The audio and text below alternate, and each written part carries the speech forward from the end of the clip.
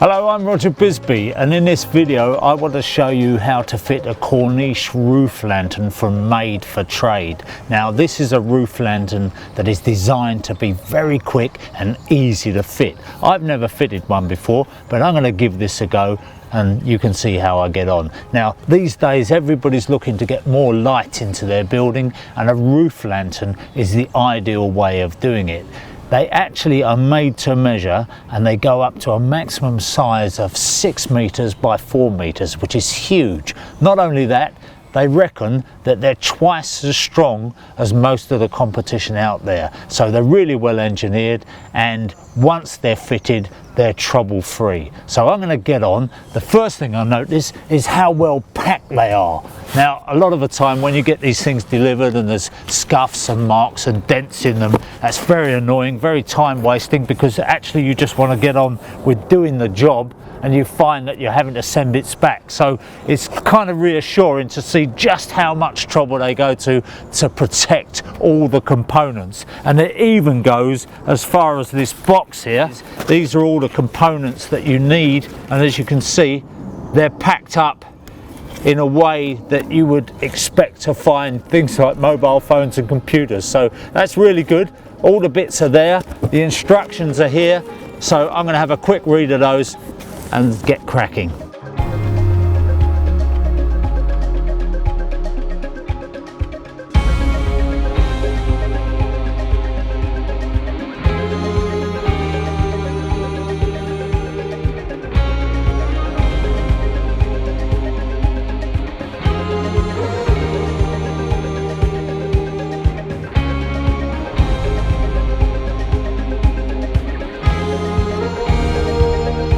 Now you might be a little bit concerned that this thing is held together with cable ties on each corner, but actually all they're there for is to locate these corners, keep them really snug and tight, so that when we put the screws in or when we put the hips on, these won't spread apart. So they're just a temporary thing. We're going to cut them off afterwards. Now when I first saw this Korniche product, it said that you don't need silicone to put it together, so I didn't actually bring the silicone with me. But then I discovered that actually you do need silicone just around the base, just where it sits onto your upstand, and that's because site variations, you know, the way people build upstands is always different. So the sealing is done around the bottom, and after that the rest of the construction doesn't need any silicone.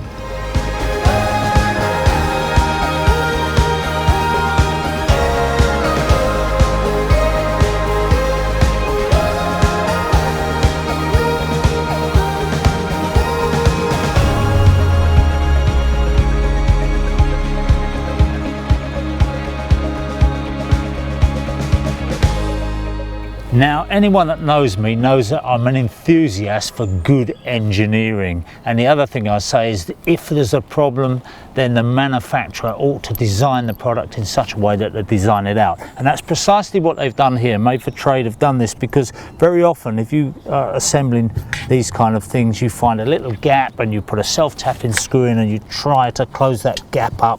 But if you look at this, the way this is done, it's got this tapered washer on. So when you put your bolt in, start doing your bolt up, and as soon as that finds the hole underneath, that tapered washer pulls the joint nice and tight. So that really is a clever bit of design, and you can see that once that's done, that's a really nice close fit. And what we've got on here is these seals, so it's important. These are actually all factory fitted, ready to go. And this is the reason why you don't need to worry about applying silicone on these fittings or anything like that, because that lovely soft rubber seal is there ready to take the glazing. And of course, if you know anything about these kind of products, you know that in a way, if it did leak on that outside, it would only run down to the edge anyway. So you've got a double defense on it. Now I always wonder about how much you should tighten things up, especially when you're talking about aluminium, but actually if you look, this says 10 Newton meters, which is a lot, so you can crank them up quite nicely. And the great thing is that in the castings themselves, in the aluminium castings, they've put a steel helical insert in there, which means it's really beefy, and also it virtually eliminates cross threading, so once it finds that thread, it's going in straight.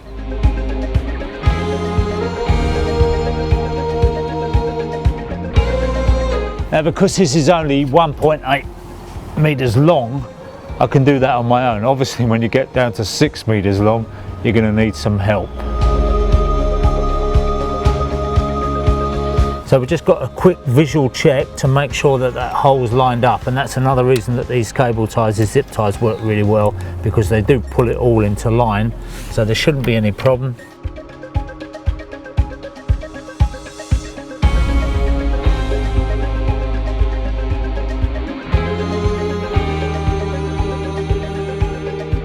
So now with those bolts in the corners, it's really pulled the whole thing in, and of course it's brought it in dead square. It's absolutely rigid and in perfect alignment.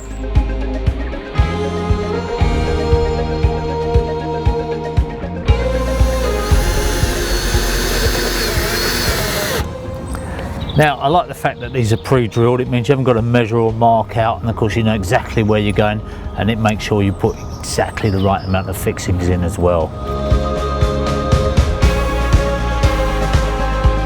Now I'll be honest with you, the point at which I lose faith with these kind of systems is when they get those silicone guns out and they try and seal the whole glazing unit in there on silicone, because as a plumber I know that if you rely on silicone alone, sooner or later it's going to let you down. And I've also seen it's a bit of a mission trying to get the glass in, pack it up, get it square.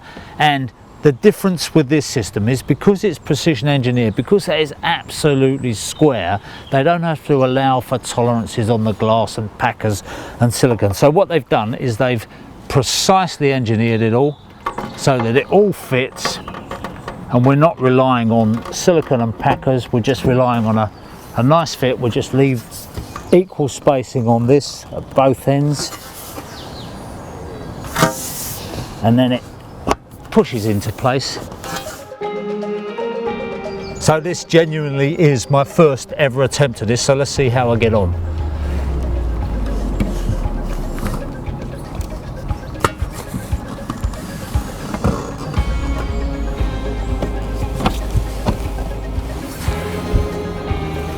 I'm always a little bit worried in case the glass falls out. That's it. You can't argue with that. Now, in keeping with normal glazing, you just got to make sure you get the label facing on the inside. That means that the self-cleaning glass is on the outside and you've got the low E coating the right way round.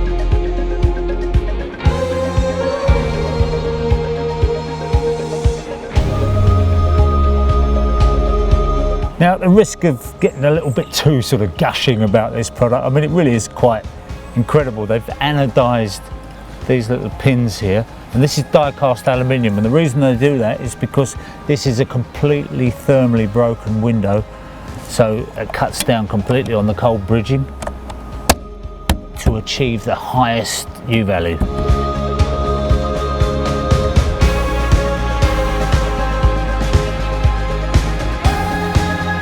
So that's it, that's the job complete. And when they said it was easy, they weren't exaggerating. I mean, that was a piece of cake. You know, when they first asked me, when Made for Trade first said, do you want to have a go at fitting one of our Korniche roof lanterns? I said, I'll have a go. It's not really my trade. I'm a jobbing builder, come plumber. But having fitted it, I'm just amazed how easy it is.